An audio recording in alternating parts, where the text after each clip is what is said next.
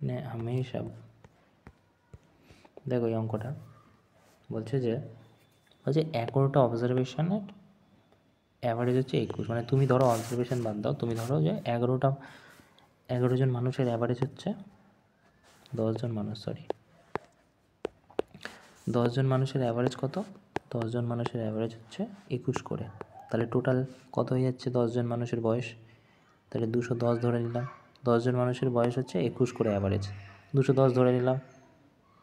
বলছে একজন নতুন অ্যাড হয়েছে, ঠিক আছে, মানে 11 হয়ে গেছে, ঠিক আছে, যার জন্য টোটাল অ্যাভারেজের নাম্বার 1 কমে গেছে, মানে 20 হয়ে গেছে। তাহলে কত হয়ে গেল? 220, ঠিক আছে।